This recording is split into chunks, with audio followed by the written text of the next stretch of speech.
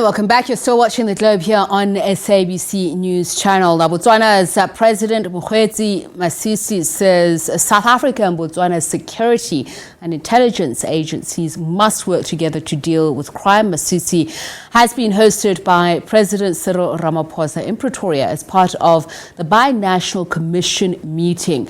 The two leaders have vowed to boost trade among the two neighbors. President Ramaphosa saying Pretoria and Gaborone must leverage key sectors like the green economy, low carbon energy and others. Meanwhile, they've called for the United Nations Secretary General Antonio Guterres to lead mediation efforts in the Russia-Ukraine conflict. Khayelihle Khumalo has more on that.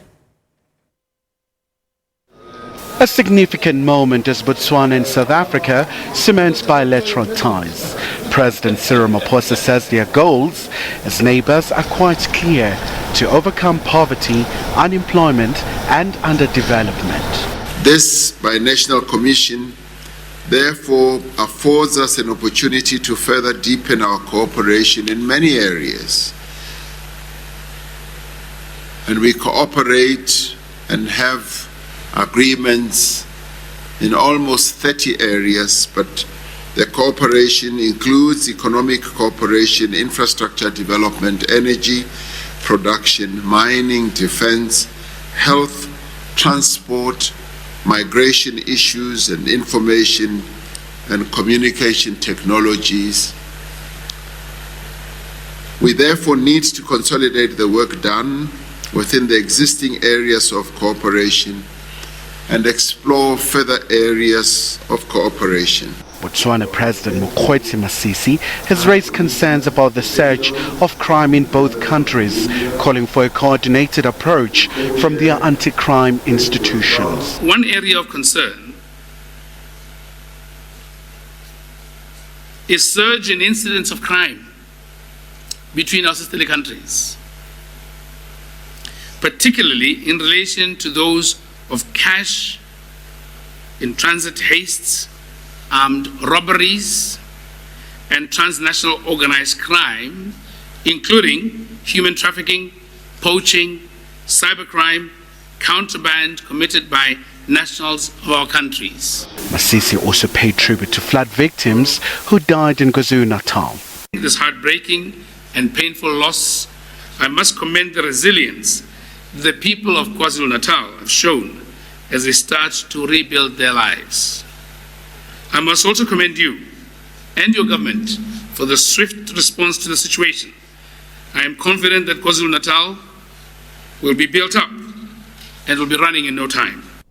This is what President Cyril Ramaphosa said when asked about former President Ian Khama of Botswana, who's currently in South Africa. He has been slapped with several charges, including having illegal firearms. We only discussed it to the extent of him informing me that charges have been preferred against the former president here in South Africa. And former President Khama is here on a visit. So we are not perceived as harboring a person who is either a fugitive or whatever. And our relations between South Africa and Botswana are so warm, so good and so positive. Now, the next Binational Commission will be held in Botswana at the date yet to be determined. And President Cyril Ramaphosa has accepted the invitation from President Masisi. Khayelihle Khumalo, SABC News, Pretoria. Right, and my colleague Khayelihle Khumalo is in the studio with me to discuss some of those key highlights between Botswana's President Mokgweetsi Masisi, his visit to South Africa with his counterpart, South African President Cyril Ramaphosa. So let's just start with that. President Cyril Ramaphosa, Khayelihle, saying that the commission is critical for the consolidation of work that has been done by the two nations. I just want to look at the main areas of cooperation. I know there are 30, but just the ones that are seen as pivotal, which the President mentioned. Well, that's right, Tshepiso. And in fact, they haven't been meeting since 2017. So this was quite a very critical moment for them to try and refresh and revitalize some of these plans. So you look at very key areas of economic cooperation areas in the main. You look at tourism, you look at issues pertaining to transport. You do know of the dependence of Botswana to South Africa with the ports, but also these are SACU members in terms of the revenue sharing scheme as well. South Africa is a very strong player in this regard as well, but also other very important issues pertains to the issue, for example, of defense. In fact, President Masisi went as far as saying that the intelligence services in South Africa and their counterparts in Botswana should be working together to try and deal with, just a surge, to quote him. That was a word that he used, saying, we've seen a rise in terms of the armed robberies, the heist that you've seen. And of course, there has been some instances where some South Africans have been apprehended in Botswana,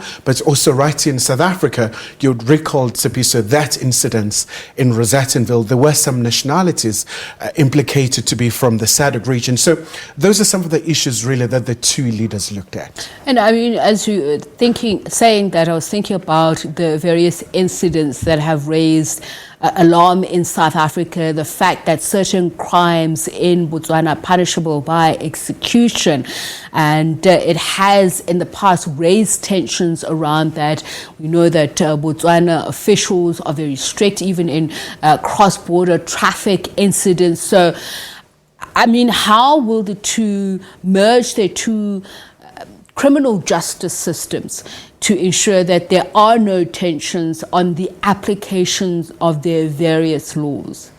Well, precisely. So that's going to be a monumental challenge for the officials, because the leaders were very categorical in saying, look, we're meeting today in terms of the time frames, the deliverables. Now the officials will really have a big task of making sure that once we meet in Gaborone in 2023, some of these goals, some of these targets that you have issued would be met. But also interesting issues as well, Tshepiso, around the border issues in terms of the one-stop shop. So it's one of the critical areas, and I know for the longest time SADC leaders always raised this issue, especially because of the congestions that at times you do encounter.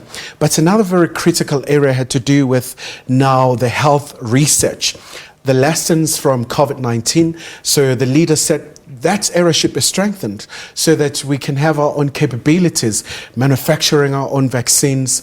And we've seen a South African billionaire who's based in the US with a facility in Cape Town being launched, but also another one as well in Gaborone. So these are some of the very new areas as well that they are trying to leverage in terms of boosting their bilateral ties. Right, so while they're trying to seek synergy in those areas, President Cyril Ramaphosa did say that they need to strengthen collaboration in areas such as energy, mining, and migration, which you've just spoken about. But I want to focus on energy. So Botswana, well known for its mining exploits, and the two countries have their strengths in various byproducts of which they mine. But energy is something that has become something of a challenge for South Africa. South Africa supplying energy to some of the SADC countries, but we can hardly, uphold our own capacity at the moment. What were the discussions around that? Are there unique expertise or techniques that Botswana can put to the table? So it is a big challenge for South Africa. In fact, whenever you talk to the officials in South Africa, they'll be presenting the grand plans. But what is always a pivotal question is the issue of the energy security. Is it sustainable? So it is one of the issues that was raised, in fact. And when I spoke to the Minister of Trade, Industry and Competition, Ibrahim Patel, said it's quite important for South Africa to try and get its act together. But also there's quite a lot of lessons that the two countries can learn from each other. And also just in terms of the protection of the SADC pool in terms of the energy. But also, like President Ramaphosa Ramaphosa spoke about these new areas of saying we're decarbonizing now. So we should seize the opportunity of making sure that the renewable energy should be the only way to go to. In fact, Tsepiso, it was quite a very poignant moment when President Masisi really called for a moment of silence, paying respect to all those people who perished in the floods in KwaZulu-Natal. Once again, speaking about climate change, how the region really can try and make sure that all the targets that they always talk about are being met, so that we can really try and deal with this particular challenge. And it is important that they speak about that particular aspect, today being Earth Day, I want to segue into the demographic weight that will make this happen if we're talking about energy renewal, a green or blue economy. It's the youth. And they have committed themselves not only to meeting the objectives of Agenda 2063, but youth development programs. But if you speak to youth in South Africa and Botswana alike, the greatest gripe they have is lack of consultation in policy design and implementation. How do they expect to not only meet the needs of the youth, but make sure that they spearhead them? It is indeed a very big issue, Tsepiso, especially because you talk about the youth dividend in Africa, with sub-Saharan Africa having a significant number of young people. But in terms of decision making, it's always a challenge because the exclusion element into it. But it's going to be really fascinating because in a matter of weeks or so, Botswana is going to have this symposium. I think it's going to be sponsored by Forbes, where quite a number of young people will be coming as well in terms of promotion of entrepreneurship. And in fact, it was quite interesting because last night we saw President Masisi really talking about these big changes, introducing a new ministry of entrepreneurship and, of course, moving the finance ministry into the presidency, but bringing all sorts of developments. But those are very critical challenges in terms of making sure that there is involvement of the young people. But we do know that through the SADC instruments, there are some structures where the young people do meet, but there's like that inadequacy at times, just in terms of reaching out to the significant number of young people.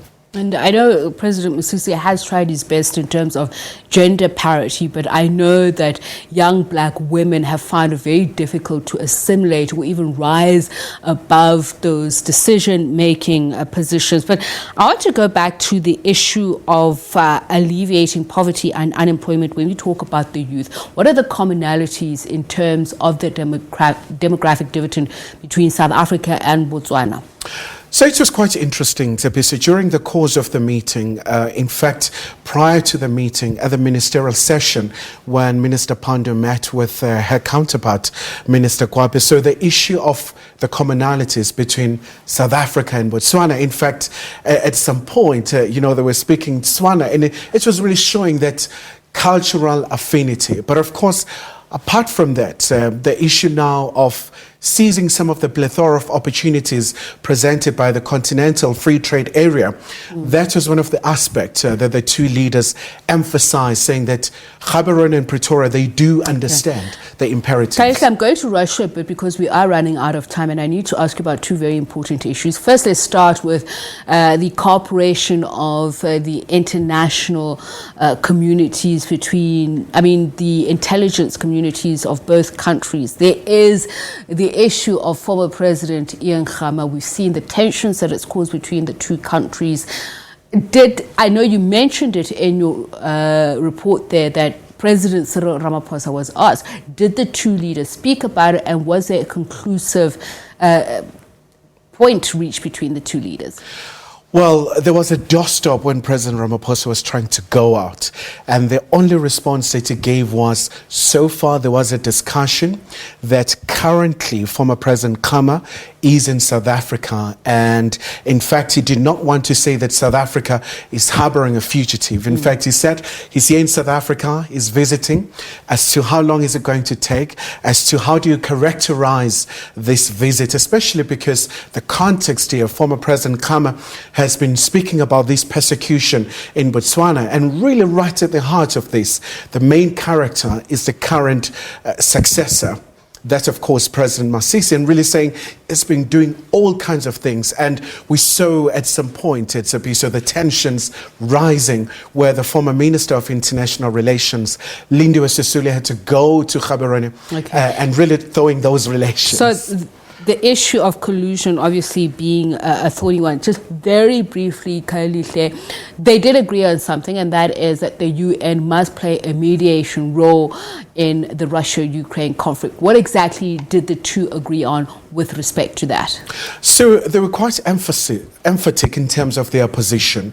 We know that at some point at the UN General Assembly, Gaborone had voted in favor of the resolution and South Africa was neutral. So they respected their position to that effect. But now they say that the UN General Assembly, in fact, the UN General Secretary or the Secretary General of the UN should be a very leading face in terms of making sure that there is a peaceful resolution and making sure that he just doesn't just let this conflict perpetuate, especially because of the very impact on the civilians. We've seen quite a number of cities really being bombarded, really quite a terrible impact on the ground. So that was a very strong emphasis from the two leaders. Thanks for joining us in studio. Do come again soon. Certainly. I know that the International News Desk is probably going to have developments on that particular issue of relations between South Africa and Botswana, particularly on the issue of former President Ian Khama.